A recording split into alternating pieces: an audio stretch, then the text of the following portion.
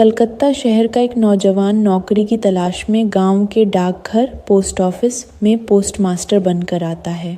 शहर का रहने वाला होने के कारण गांव का वातावरण उसे एकदम अजनबी और उबाऊ लगता है। गांव छोटा था, लोग गरीब थे और वहां मनोरंजन की कोई सुविधा नहीं थी। चारों ओर हरियाली और शांति थी, लेकिन उसके दिल में अकेलापन भरा हुआ था। पोस्टमास्टर का कमरा पोस्ट ऑफिस से जुड़ा हुआ था। वहीं वह अकेला रहता, वहीं खाना बनाता और अपना काम करता।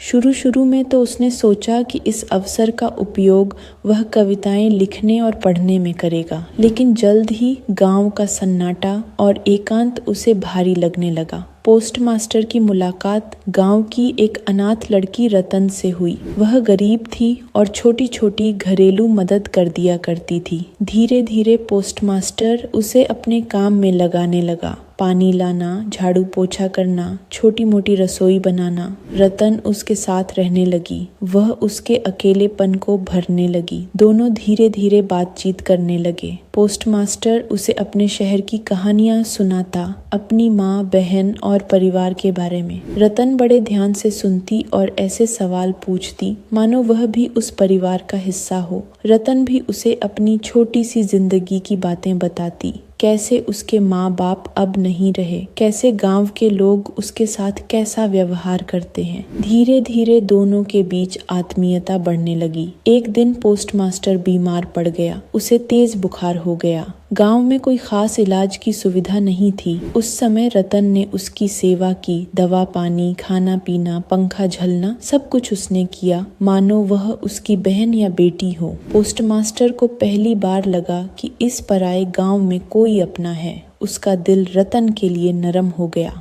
लेकिन पोस्टमास्टर गांव के जीवन से थक चुका था। उसे यह एकांत और गरीबी सहन नहीं होती थी। उसने अधिकारियों को पत्र लिखकर शहर में ट्रांसफर की मांग की, लेकिन जवाब नकारात्मक आया। उसे यही गांव की नौकरी करनी थी। निराश होकर उसने नौकरी से इस्तीफा देने का निश्चय किया। उसने सोचा, यहाँ रहकर मैं अपना जीवन व्यर्थ क्यों करूं, वापस शहर लौट जाऊंगा। जब रतन को यह पता चला कि पोस्टमास्टर गांव छोड़कर जा रहा है, तो उसका दिल टूट गया। उसने सोचा कि अब उसका सहारा कौन बनेगा, वह अकेली कैसे जिएगी। पोस्टमास्टर ने उसे समझाने की कोशिश की।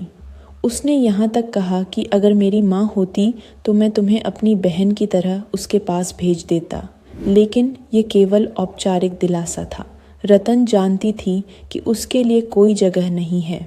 पोस्टमास्टर ने जाते समय उसे कुछ पैसे देने चाहे ताकि उसका गुजारा हो सके, लेकिन रतन ने पैसे लेने से साफ इनकार कर दिया।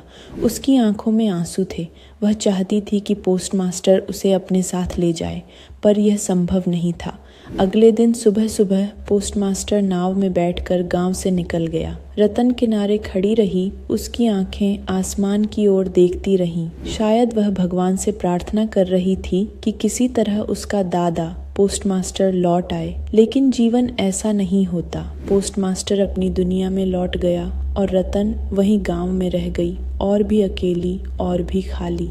ये कहानी हमें सिखाती है कि रिश्ते केवल खून से नहीं बल्कि आत्मीयता और साथ से बनते हैं, लेकिन समाज की सीमाएं और परिस्थितियां अक्सर ऐसे रिश्तों को अधूरा छोड़ देती हैं। अगर आपको मेरी ये कहानी अच्छी लगी हो तो प्लीज़ इसे लाइक करें और अपने दोस्तों के साथ शेयर करना न भूलें। आपके लाइक और सपोर्ट से मुझे और भी कहानियाँ लाने की प्रेरणा मिलती है।